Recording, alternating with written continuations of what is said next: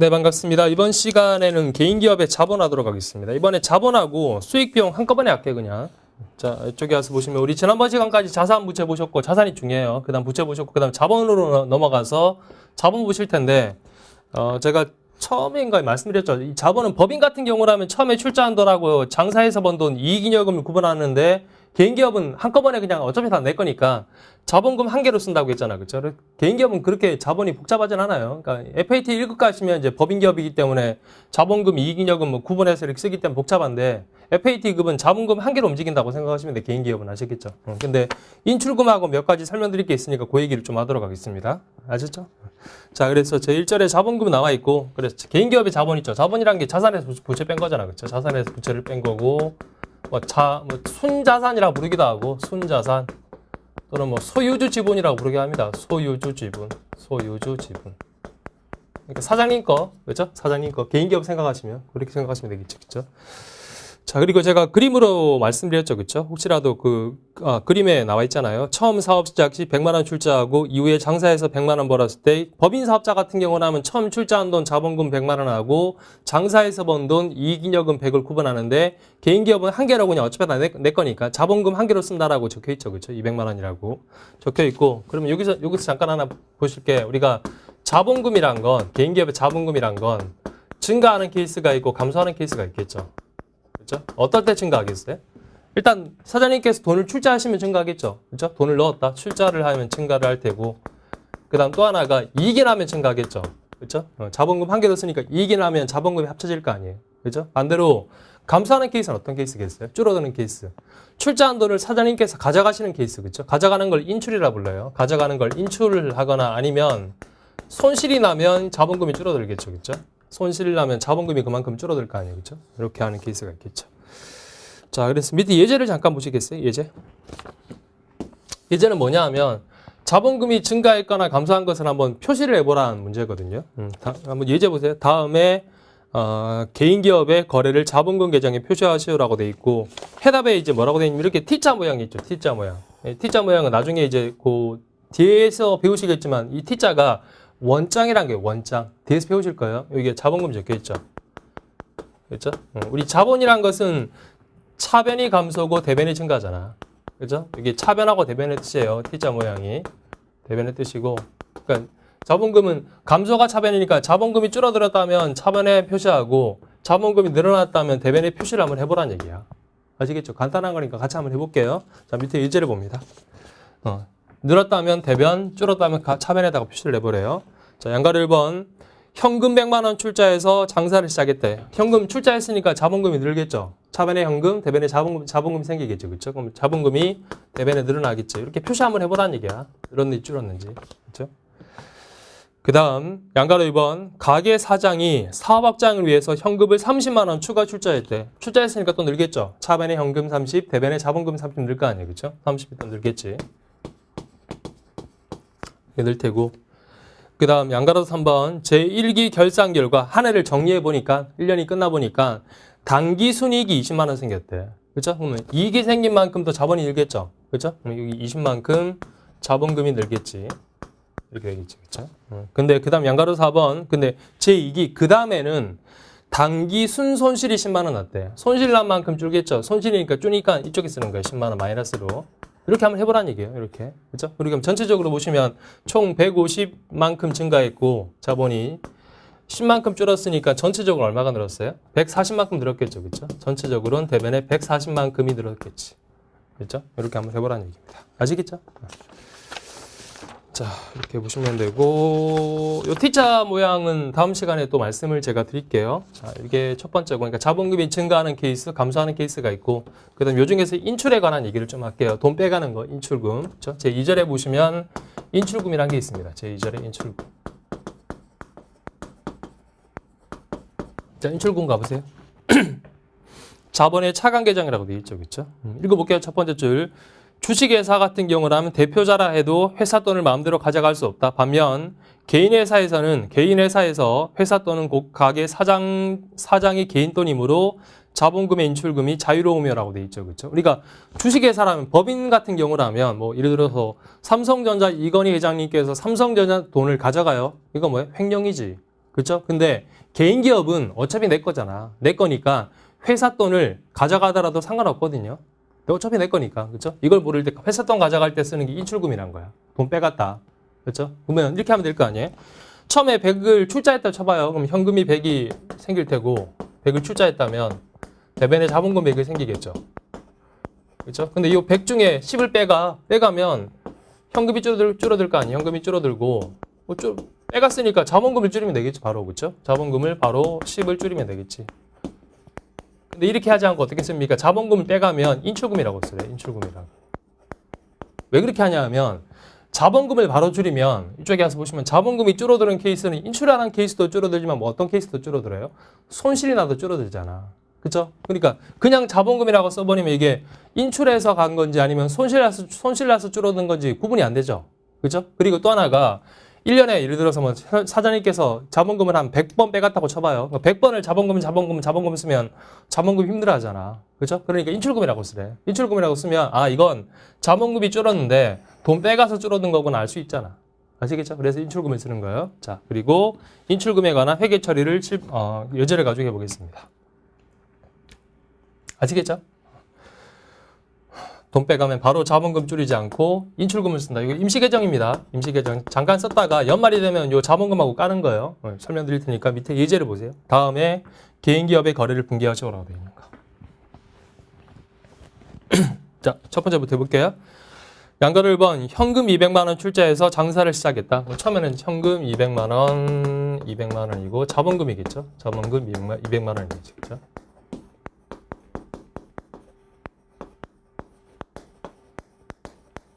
자, 그 다음 양가로 2번. 가게 사장이 개인적인 용도로 현금 50만 원 인출해 갔대. 현금 50만 원 줄어들고. 돈 빼간 거죠.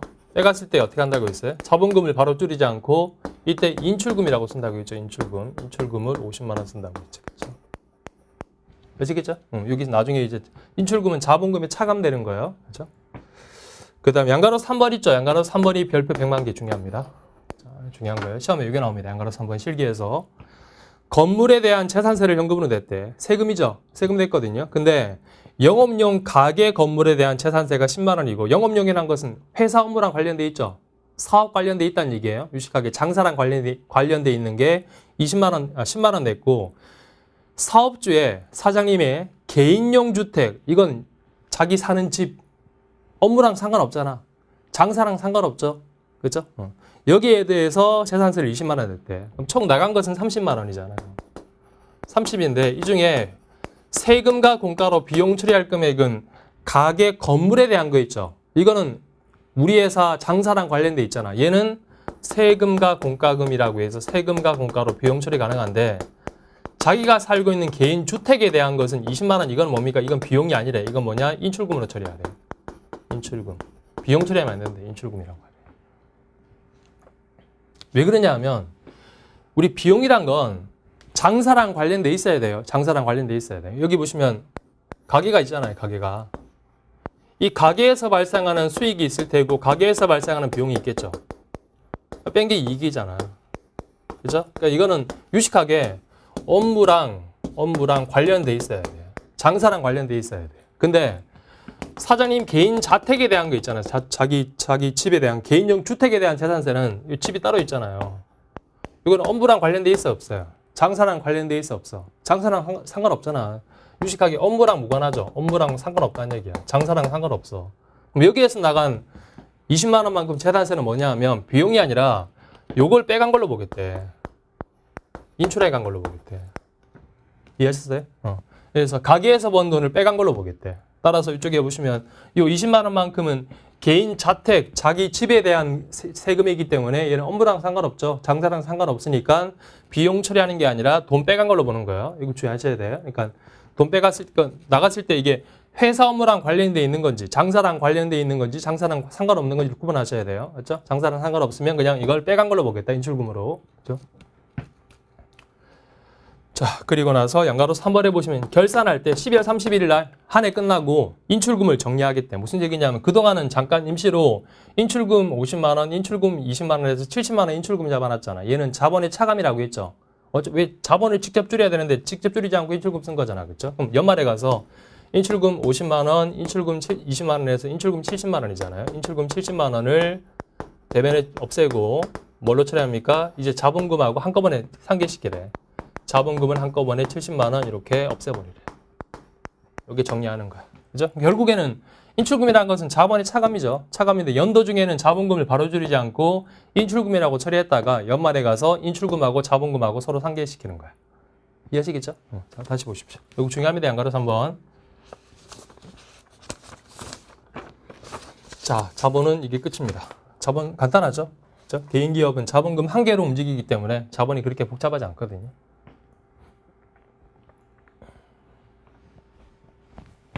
지울게요. 지우고 수익과 비용 보겠습니다. 수익과 비용쪽. 손익계 단서 쪽 마무리 같이 할게요. 자, 지우겠습니다. 지우고 챕터 8로 갑니다. 수익과 비용 쪽으로. 지우고 8장으로 가시면 돼요. 8장 수익과 비용. 제가 여기에다가 손익계 단서 미리 좀 적어놨거든요. 여기. 자, 8장 수익과 비용인데 수익과 비용 쪽은 가셨죠? 8장으로. 새로운 내용이 아닙니다. 앞에서 배운 것들을 정리하는 겁니다. 앞에서 배웠던 여러 가지 수익과 비용들이 여기 다 제가 이제 카테고리별로 매출액, 매출원가, 판매관리비, 영업의 수익, 영업의 비용을 정리를 쭉 했거든요. 그러니까 새로운 내용이 아니기 때문에 쭉 한번 보시면서 한번 리뷰해 보시는 거예요. 복습해 보시는 거예요. 아시겠죠? 그래서 제가 새롭게 나오는 내용들은 설명드리고 그렇지 않은 앞에서 했던 내용들은 빠르게 패스할게요. 아시죠? 자, 일단 맨 처음에 우리가 손익계단서 메뉴에 매출액 들어가잖아요. 매출액에서 매출원가 빼서 매출총이익이잖아. 그렇죠? 첫 번째 매출액부터 볼게요. 매출액. 자, 제 1절에 보시면 매출과 매출원가라고 해서 1번에 매출액이 있죠. 상품 매출 보세요. 상품 매출. 자, 요건데 요 상품 매출에 금액을 적어야 될 거 아니에요. 근데 요 상품 매출이라는 것은 순매출이에요. 순매출. 순수하게 매출한 금액이야. 무슨 얘기냐 하면 총 매출한 금액에서 책에 나와 있는 동그라미 1번, 2번, 3번을 빼래. 총 매출한 금액에서 빼는 게 있대. 자, 첫 번째 동그라미 1번 매출한이 빼고 매출한이 빼고 동그라미 2번 매출 애누리 빼고 매출 애누리 빼고 동그라미 3번 매출 할인 빼래요. 매출 할인 빼래. 이 세 가지를 뺀 금액을 갖다 놔요. 순수하게 매출한 금액. 우리 이거는 어디서 했냐 하면 재고 자산할 때 상품을 사고 나서 반품이 되거나 아니면 깎거나 했을 때 상품의 원가에서 차감합니다라고 한 적이 있거든요. 그거 반대로 생각하시면 돼요. 재고는 산 사람 입장이고 얘는 판 사람 입장이야. 무슨 얘기냐 하면 우리가 이 매출원가 있잖아요. 이 매출원가를 계산할 때 매출원가라는 게 이렇게 나오잖아. 기초 상품 재고액에서 단기 매입액을 더하죠. 단기 매입액을 더하고 기말 재고를 빼잖아요. 기말 상품 재고액을 빼잖아요. 요때 중간에 오는 매입액도 순매입액인 거예요. 순수하게 매입한 금액. 이게 뭐냐 이렇게 하는 거예요. 얘도 총 매입한 금액에서 우리 앞에서 했는데 매입 환출을 빼는 게 있어요. 매입 환출을 빼고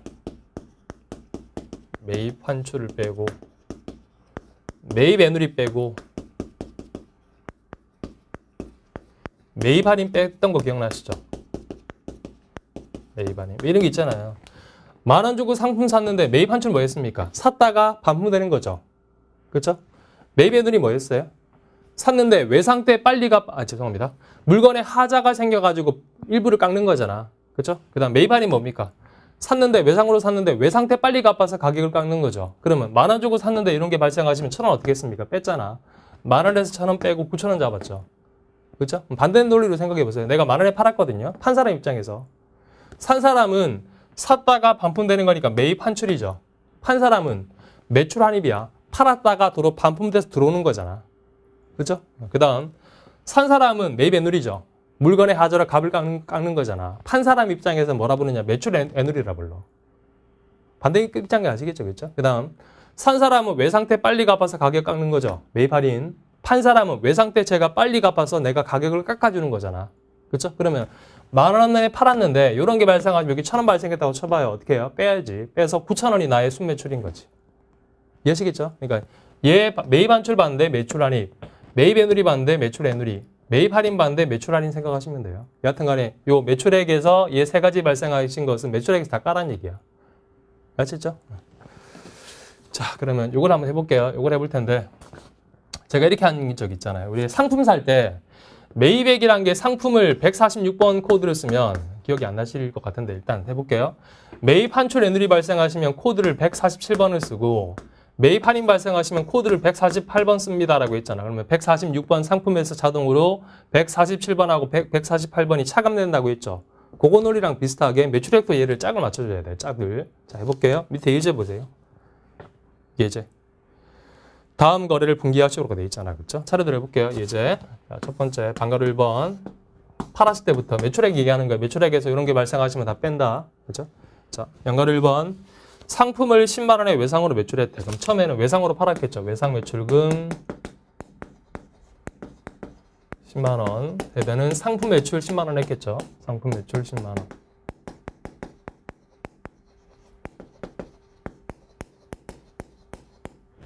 그 다음 두 번째, 요게 두 번째. 판매한 상품 중에 당초 계약과 규격이 다른 상품으로 판명돼 크기가 다르대. 그래서 구매자가 대금의 감액을 요구함에 따라 상대방 물건 사간 사람이 난리친 거예요. 전화해서 물건 이따 잃어보내냐고 난리쳐서 2만 원만큼 깎아줬대. 뭐예요? 물건의 하자로 값을 깎아줬다. 매출 애누리죠. 그죠? 그러면 내가 받을 돈이 2만 원 줄어들겠지. 2만 원 깎아줬으니까. 그 다음 2만 원은 매출에서 까야죠. 매출이 줄어들어야지. 매출이 10만 원이 아니라 8만 원이잖아. 그렇죠? 뺀다고 했잖아. 그렇죠? 그러면 상품 매출을 이쪽에다가 바로 빼면 되는 것이냐? 2만 원을. 이렇게 하지 말래. 왜냐하면 이렇게 하면 상품 매출이 줄긴 줄었는데 왜 줄었는지 모르잖아. 매출 환입으로 줄었는지 아니면 매출 애누리인지 아니면 매출 할인인지 모르잖아. 그렇죠? 그래서 이때 쓰는 게 뭐냐? 매출 환입 및 애누리라고 쓰래. 환입 및 애누리라고 쓰래. 매출 차감입니다. 얘. 매출 차감 계정.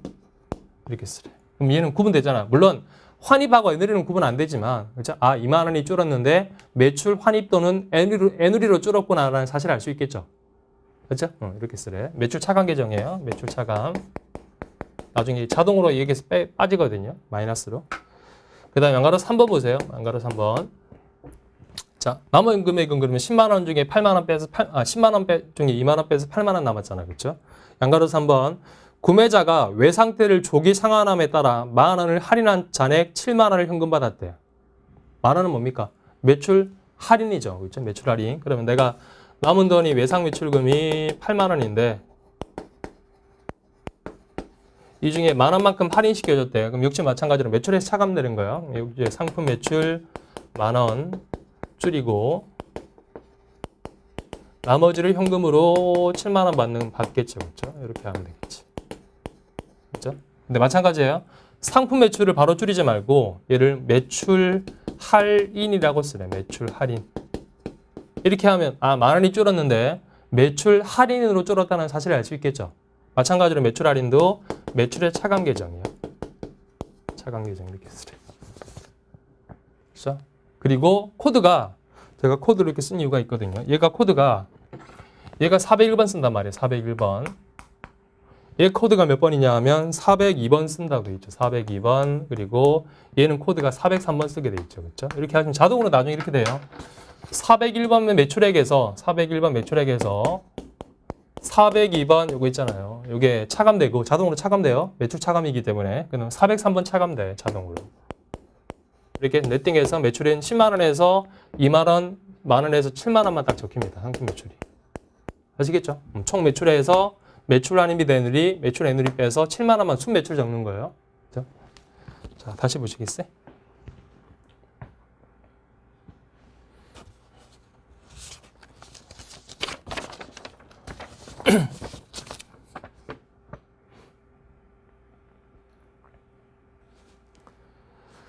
자, 그 다음은 상품 매출원가 가보도록 하겠습니다. 이거 지워도 되겠죠?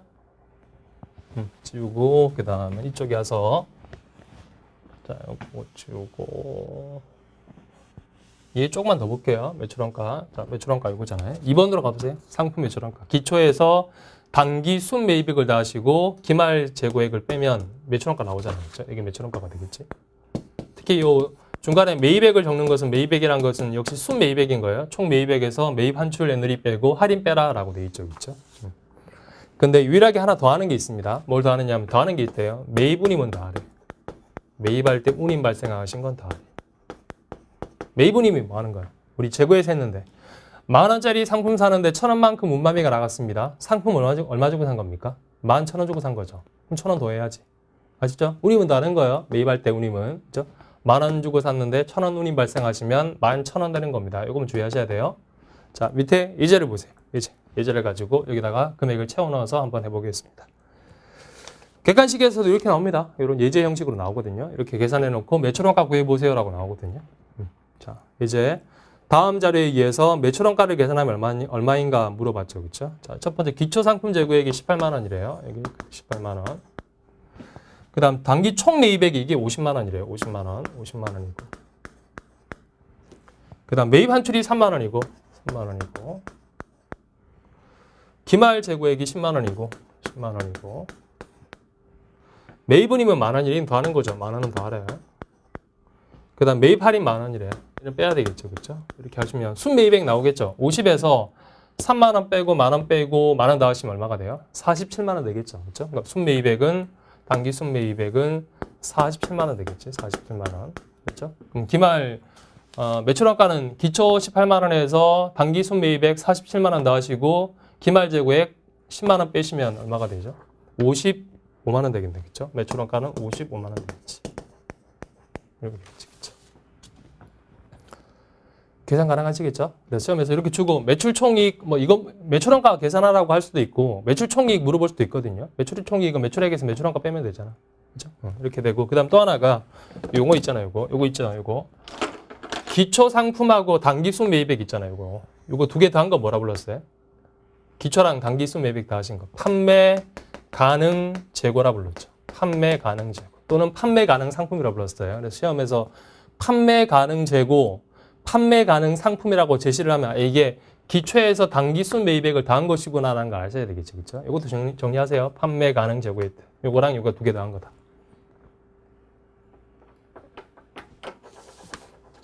요거는 하나 메모해 두세요. 판매 가능 재고, 기초 상품 재고액하고 단기 순매입액을 더한 걸 부를 때 우리가 판매 가능 재고 또는 판매 가능 상품이라고 부른다는 거. 자, 보시고 주겠습니다. 자, 줄게요. 자, 그래서 매출액, 매출원가 보셨고 매출액에는 순매출액 갖다 놓고 매출원가에서도 순매입액 구할 때 순매입액 갖다 놓는다고 하셨고 그 다음에 이거 빼면 매출총이익이죠. 그렇죠? 매출총이익이고 그 다음에 이거 판매관리비 빼시면 영업이익이잖아요. 그렇죠? 그래서 한 장 넘겨보시면 제2절에 판매관리비가 나와 있습니다. 제2절에 판매관리비 뭐 쭉 보세요.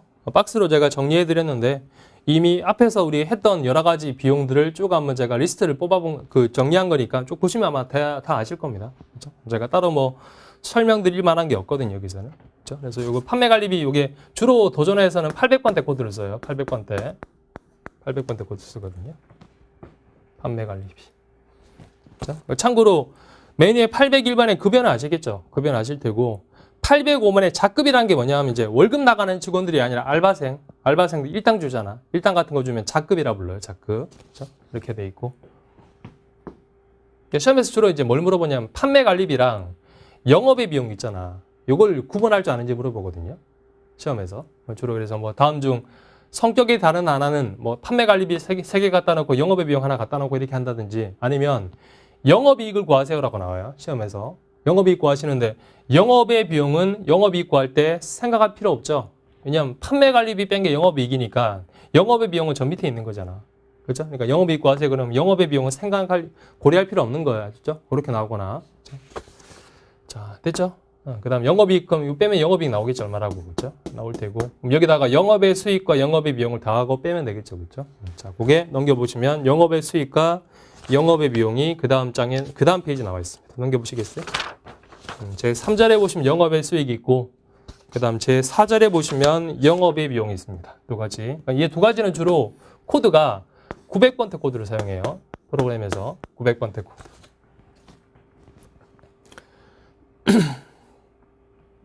자, 영업외 수익부터 볼게. 그러니까 매출 아닌 것은 다 영업외 수익인 거예요. 영업외 수익이라고 했으니까 매출 아닌 걸로 번 돈은 다 영업외 수익이니까 이제 3절에 가서 영업외 수익 박스 보시면 돼요. 박스.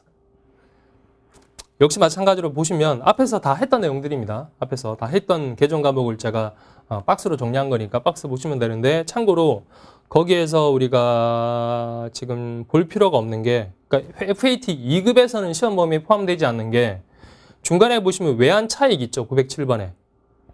907번 맞죠?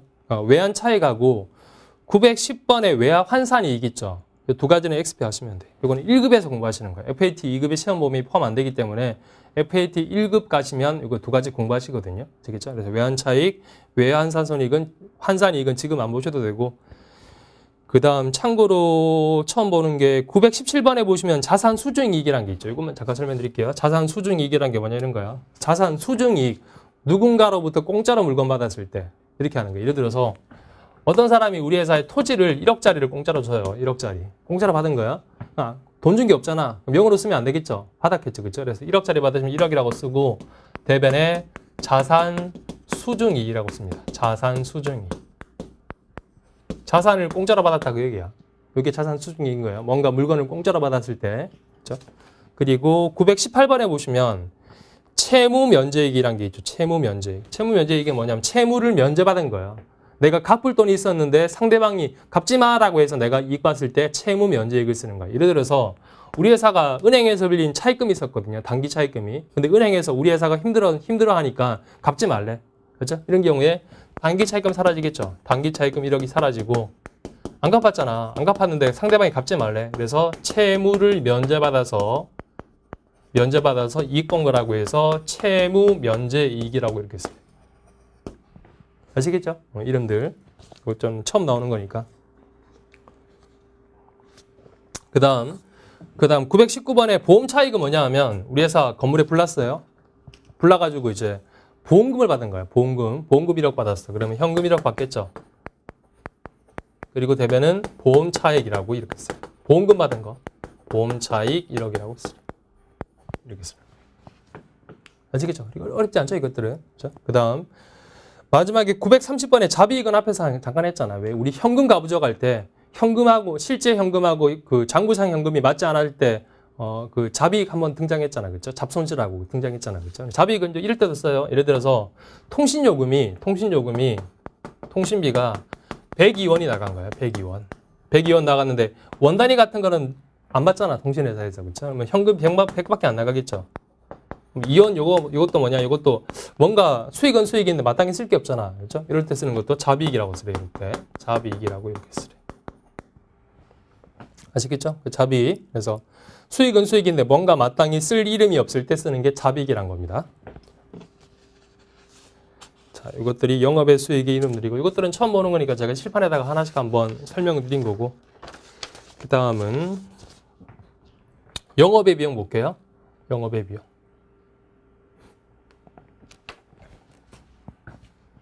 지울게요. 지우고 다음 페이지 제 4절에 가서 영업의 비용 보겠습니다. 영업의 비용. 주로 900번 때 쓴다고 했죠. 그렇죠? 그래서 영업의 비용에서 우리가 기억할 만한 것은 특히 시험에 잘 나오는 게 이자 비용하고 이자 비용. 그다음 기부금이 잘 나와요. 기부금 같은 게 잘 나오고. 그래서 다음 중에 말씀드렸잖아요. 그렇죠? 영업이익 과시효라고 하시면 이자 비용하고 기부금은 뺄 필요 있어요, 없어요? 영업이익 과라 그러면. 뺄 필요 없죠? 영업이익은 판매 관리비 뺀 게 영업이익이니까 이거 있던 이게 이자 비용 기부금 있으면 영업이익 과할 때는 뺄 필요 없는 거예요. 진짜? 자, 한번 볼까요? 역시 마찬가지로 박스에서 932번에 외환 차손 있죠. 932번 외환 차손하고 935번에 935번에 외화 환산 손실이 있죠. 이 두 가지는 FAT 1급에서 할게요. FAT 2급의 시험 범위에 포함 안 되기 때문에 외환 차손, 외화 환산 손실은 FAT 1급이라고 쓰시면 되고 그 다음 934번에 기타의 대손상각비는 앞에서 했죠. 우리가 대손상각비 할 때 매출 채권이 아닌 미수금 대여금 떼이시면 기타의 대손상각비란 영업의 비용 처리한다고 했잖아요. 그렇죠? 그때 한 거고. 그 다음이 936번에 매출채권 처분 손실은 어디서 했어요? 매출채권 처분 손실은 어음 할인할 때. 그렇죠? 어음 할인했을 때 진짜 판 걸로 보겠다. 매각거래를 본다면 매출채권 처분 손실 나왔었잖아. 그렇죠? 기억나시죠? 했던 거. 그리고 또 FAT 2급에 포함 안 되는 게 939번 봅니다. 939번 재고 자산 감모 손실 있죠. 그리고 그거 바로 밑에 재고 자산 평가 손실 있죠. 이 두 가지도 FAT 1급에서 할 겁니다. 여기서 안 하고. 되셨나요? 그래서 영업이익이 그 다음에 다하고 빼서 이제 소득세 차감전 얘기 나올 테고 개인 사업자 같은 경우는 번 돈에 대해서 소득세 내기 때문에 소득세 내고 나면 당기순이 나오겠죠, 그렇죠? 요 계산 구조입니다. 아시겠죠? 그래서 8장은 수익과 비용 쪽은 제가 앞에서 하지 않았던 새로운 내용들만 추가했고 다른 내용들은 이미 앞에서 이제 여러 가지 자산, 부채, 자본들을 배우시면서 나온 수익과 비용들은 따로 안 한 거예요. 앞에서 다 한 내용이니까. 자, 이렇게 하여 이번 시간은 개인 기업의 자본하고 수익과 비용 쪽을 했습니다. 아시겠죠? 자, 이번 시간은 이걸로 마무리하겠습니다. 감사합니다.